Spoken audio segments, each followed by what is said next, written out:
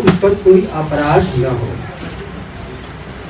मेरे इस शब्द को आप ख्याल कर लीजिएगा। ईश्वर का परिवर्तन किसी नीति, किसी सिद्धांत, किसी आदर्श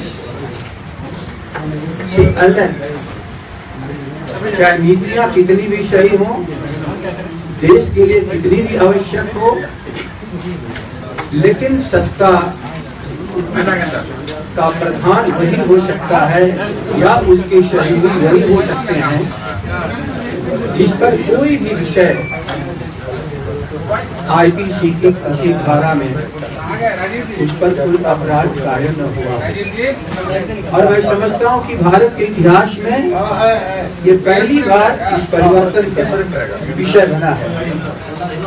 मैं आप सबों से और भी बात करूंगा, उसके पहले केवल मैं अपने घर के साथी से कहना चाहता हूँ कि जो विषय मैं यहाँ रखना चाहता हूँ उसको जरा विजुअल में आप सबों के सामने को रखें ताकि फिर हम लोग आगे बात कर सकें। कोई विषय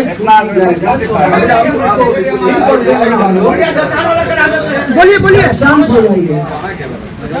आप लोग के सामने इस विषय को फिर से दोहराना पड़ा कि हम लोगों ने एक दिन सुना कि सब कुछ समाप्त है और बिना वजह इस विषय को बिठाया। इसलिए आप लोग के सामने दो बात मैं कहना चाहता हूँ। श्री नीतीश कुमार जी ने अपनी एफिडेविट में कहा है कि मुझ पर कॉग्निजेंस 302, 307 का है, इसलिए उनकी तरफ से किसी को डिफेंस देने का कोई तर्क किसी के पास नहीं है। दूसरा, जो पीड़ित परिवार है वह इंतजार कर रहा है न्याय के लिए, और उसी न्याय के लिए हम लोग सबके सामने इस बात को रख रहे हैं। क्या कोई पीड़ित परिवार जिस पर स्टेट वर्सेस, ख्याल कर लीजिए, ये राज्य एक तरफ होता है और अपराधी दूसरी तरफ होता है, और जब अपराधी ही राज्य के शीर्षस्थ कुर्सी पर बैठा हो तब स्टेट वर्सेस ही स्टेट होगा। श्री नीतीश कुमार जी ने जिन आधारों पर इस राज्य में स्पीडी ट्रायल चलाया, जिन आधारों पर सरकार को गिराया, जिन आधारों पर अपनी छवि को बनाए रखा, उसकी मांग है। इसमें आर्म्स एक्ट है, 302 है, आरटीसी की सबसे बड़ी धारा है, और राज्य वर्सेस अपराधियों के केस में उन्हें इस्तीफा इसलिए करना चाहिए कि स्टेट को रिप्रेजेंट वो नहीं कर सकते। कानून की सीधी मांग होती है कि जब बड़े अपराध होते हैं तो एक पक्ष राज्य होता है, निश्चित रूप से पीड़ित भी उसमें व्यक्ति होता है गवाह के रूप में, लेकिन ये सिविल सूट नहीं है। कभी व्यक्ति और व्यक्ति के पक्ष में ये लड़ाई नहीं होती, राज्य और अपराधी के बीच में न्याय के लिए न्यायालय में जाना पड़ता है। आज राज्य की सर्वोच्च कुर्सी पर बैठे हुए उस पीड़ित परिवार को जिसका भाई मार दिया गया हो, 302 के मुजरिम के रूप में उस कुर्सी पर वो नहीं बैठ सकते, क्योंकि न्याय के लिए आज भी संघर्ष कर रहे हैं और यह खत्म नहीं मामला है। मैंने सुना आप ही लोगों के माध्यम से एक श्रीमान जी को खत्म मामला है, इसको क्यों उठाया जा रहा है? अधिक खत्म है तो नीतीश जी को अपनी एफिडेविट में नहीं कहना चाहिए था। अधिक खत्म है तो पीड़ित परिवार आप सबों के सामने आप लोगों के माध्यम से राज्य की जनता को गुहार नहीं लगाता। और सबसे आश्चर्य चीज है कि जो उसको सुरक्षा मिली थी पीड़ित परिवार को हटा दिया गया। कहीं व्यापक घोटाले की तरह लोग खत्म न होते चले जाएं, व्यापक घोटाले के लिए जिस तरह 40 लोग समाप्त हो गए, जो गवाह थे, जो अपराध में शामिल थे, सभी लोग खत्म। मैं आप लोग को याद कर देना चाहता हूँ, ये सरकार जब से आई है तब से अपराध का पोषण कर रही है। यह सरकार का मतलब 2005 में जो सरकार आई, बीच का जो गैप था वो एक अलग था। जब पहली दिन चीफ मिनिस्टर की कुर्सी पर बैठे श्री नीतीश कुमार जी, तो जो नवरत्न उनके पीछे खड़े थे, आप ही लोग के माध्यम से पूरा देश देखा। वो नवरत्न कौन थे? इस बिहार के सबसे टॉप मोस्ट क्रिमिनल, जिनके चलते हम लोगों के राज्य को उनके अपराधों के चलते जंगल राज कहा गया, जंगल राज्य कहने वाले लोग जंगल राज्य कैसे कहा जा सकता है? इसमें जो लोग शामिल होकर के बिहार के गरीब और गुरुओं को सताया, दलितों को सताया, ग्रामीणों को मारा, गांव में अत्याचार फैलाया, पहले नवरत्न नीतीश जी के पीछे खड़ा होकर के देश को संदेश देना चाहा। अब अपराधियों का राज्य आ गया है। कुछ दिनों के बाद एक व्यक्ति को आप लोगों ने दिखाया AK-47 लेकर के नाच रहा है विजुअल पर, टीवी पर। आप लोगों के भी माध्यम से देखा, हम लोग भी पूरा बिहार देखा कि एक व्यक्ति AK-47 लेकर के नाच रहा है। क्या कहा गया? ये पहले का चित्र है। मित्रों, आप लोग के सामने मैं कहना चाहता हूँ, वो विषय जब का भी हो, क्या उस समय की तत्कालीन सरकार ने उस AK-47 धारी व्यक्ति के उस AK-47 को रिकवर किया? नहीं रिकवर किया। अर्थात उस अपराधी के हाथों में ताकत रहने की। और वही अनंत सिंह का अनंत काल तक चलता रहा अपराध इस बिहार में। अब अनंत सिंह और ऐसे लोग जो बिहार में अत्याचार करते रहे हैं, नीतीश जी उसके पोषक हैं। और अपराधियों का शायद इनसे बड़ा कोई पोषक नहीं है। ये भी साबित करता आज जो राधा कृष्ण जी आपको बता रहे थे, 5 आदमियों में एक दुलार चंद, एक दलीप सिंह जो अनंत सिंह का बड़ा भाई, और एक स्वयं, और बाकी कहा उन्होंने कि अपने हाथ से राइफल उठा करके मेरे भाई को मारा। वो पीड़ित परिवार आज तक न्याय की आशा लगाए हुए। ये मुझे दीवारा क्यों कहने पड़ रहा है? इसलिए कि एक दिन बिहार के लोगों के सामने रखा गया, कोई इस तरह का केस नहीं है, कोई इस तरह का मामला नहीं है, सारी बातें समाप्त हो चुकी हैं। तब आप लोग के किसी एक साथी के द्वारा जो जा करके वहाँ लोगों से, जो पीड़ित परिवार है, वो गांव, वो जहाँ स्कूल जहाँ गोली चली, वो बूथ जहाँ पर बनाया गया था, जहाँ की एक घटना हुई, और 4 भाइयों में एक भाई मरा, 3 भाई जिंदा है। उन लोग की पीड़ा अभिव्यक्ति आप लोगों के माध्यम से बिहार की जनता को जा, यह साबित करने के लिए जो साबित है कि श्री नीतीश कुमार जी अपने प्रथम दिन से लेके आज तक इस बिहार के अपराध के सबसे बड़े पोषक हैं।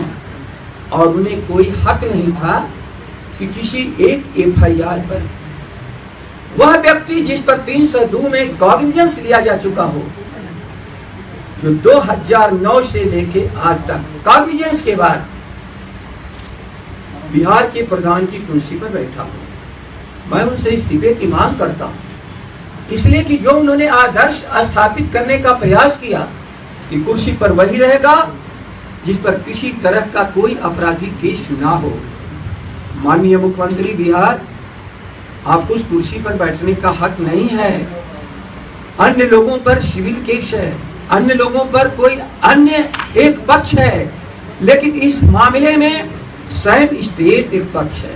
और स्टेट का मतलब होता है बिहार शासन और बिहार का कानून। तो बिहार का शासन, बिहार का कानून जिसके हाथ में संचालित करने के लिए है, उसे कोई भी हक नहीं है जब उस पर कोई अपराध का विषय चल रहा हो तो उस कुर्सी पर बैठना है। इसलिए मैं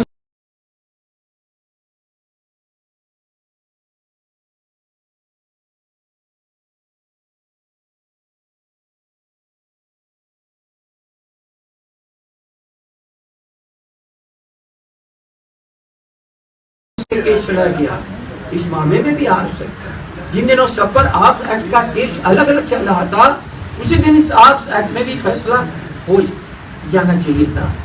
इसलिए यह बिहार के सामने और देश के सामने स्पष्ट है कि बिहार की कुर्सी पर एक ऐसा अपराध करने वाला व्यक्ति बैठा है जो IPC की धारा में उससे बड़ा कोई अपराध नहीं कहा जाता। एक सवाल है, सुशील मोदी ने आज कहा है कि मिट्टी घोटाले की वो जांच करेंगे, क्या कहना है? 2 बात आपसे मैं कह रहा हूँ, वो जो कह रहे हैं उस पर भी हम लोग कल कहेंगे, क्योंकि जरा हम लोग भी तो जान गए लोग क्या कहते हैं। आज के दिन जो मुख्य प्रश्न है, क्या उस कुर्सी पर बैठने के लायक मुख्यमंत्री हैं? हम लोग उप मुख्यमंत्री के बारे में भी चर्चा करें। ये चर्चा लगातार 4-5 दिन चलेगी 4-5 दिन लगातार चर्चा। उनकी बातों का भी हम लोग जवाब देंगे और उन्हें हम लोगों की भी बातों का जवाब देना चाहिए। लेकिन आज बिहार की जनता 10.5 करोड़ को एक चीज से संतुष्ट कर दिया जा, या 302 के मुजरिम को बिहार के प्रधान के रूप में मुख्यमंत्री की कुर्सी पर बैठे रहना चाहिए। ये देश की पूरी आवाम भी पूछ रही है और बिहार की जनता। सर, आपने अगर आपका एक बयान में कहा है कि नीतीश कुमार अपराध का पोषण कर रहे हैं, तो फिर आपने उनके साथ सरकार क्यों बनाई? इस क्यों का जवाब आज भी मैं दे रहा हूँ, पहले भी हम लोग दे रहे हैं।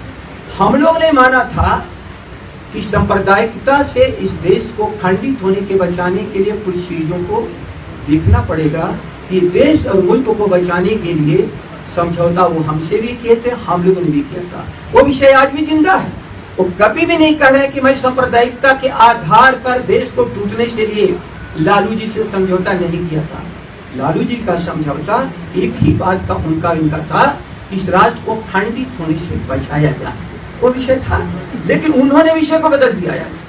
हम लोग तो आज भी कर रहे हैं, किसी भी अत्याचार, भ्रष्टाचार, किसी तरह की गलती से इस मुल्क की सुरक्षा और इस मुल्क को बचाने का सबसे बड़ी जिम्मेदारी भारत की सारी आबादी को है, क्योंकि न्यायपालिका तो दंडित करेगी किसी न किसी को, लेकिन राज्य के कुर्सी पर वो बैठा हो जिसके चलते भारत की सीमाओं पर खतरा हो, भारत को खंडित होने का खतरा हो। शायद इससे बड़ा खतरा कोई दुनिया में नहीं होता है किसी राष्ट्र के सामने। इसलिए वो समझौता था और वो भी नहीं बता रहे कि वो समझौता इस आधार पर नहीं था। प्लीज। लेकिन जगता बाबू, आपके आरजेडी के जितने मंत्री थे उन सभी के कार्यकाल का जांच कराएगी सरकार। कहा है लोगों ने कि अब जांच कराएंगे, मिट्टी घोटाले से लेकर तमाम चीजों को सरकार जांच कराएंगे। किस तरीके से देखते हैं? आज जो विषय है वह विषय जाए, लेकिन हमें प्रसन्नता होगी कि कानून के भीतर जो भी उनके अधिकार हो उसका प्रयोग करें। केवल एक प्रार्थना है कि कानून केवल अधिकार नहीं, कानून कर्तव्य भी पूरा करने के लिए उनसे कह रहा है। कर्तव्य को पूरा करें। उन्हीं की पार्टी का कोई न कोई इस कुर्सी पर बैठेगा, वो जांच कराते रहेंगे, समय मिलेगा।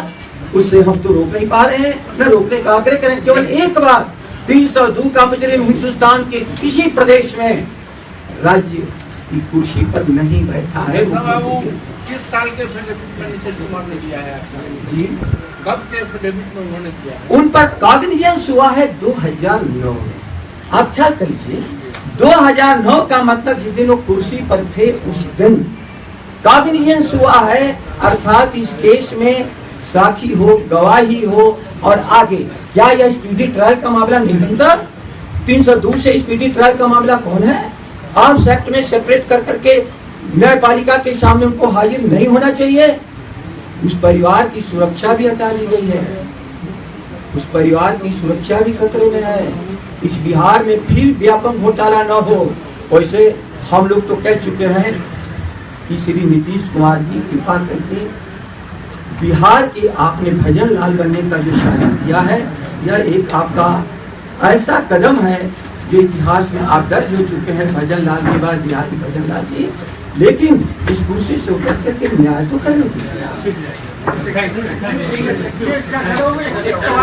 आपने कहा कि नीतीश कुमार जो है क्रिमिनल को संरक्षण देते हैं, लेकिन उनके पार्टी के किसी अगर नेता पर आरोप लगा, चाहे वो सरफराज हो या अनंत, उनको पार्टी से निकाल दिया। नहीं, भ्रम मत करिए। अनंत कुमार जी 2 साल 3 साल पहले तक उनके विधायक रहे और विधायक ही नहीं रहे, उनके बगल वीर रहे। और मैं किसको गिनाऊं? क्या धूमल जी को निकाल दिया है?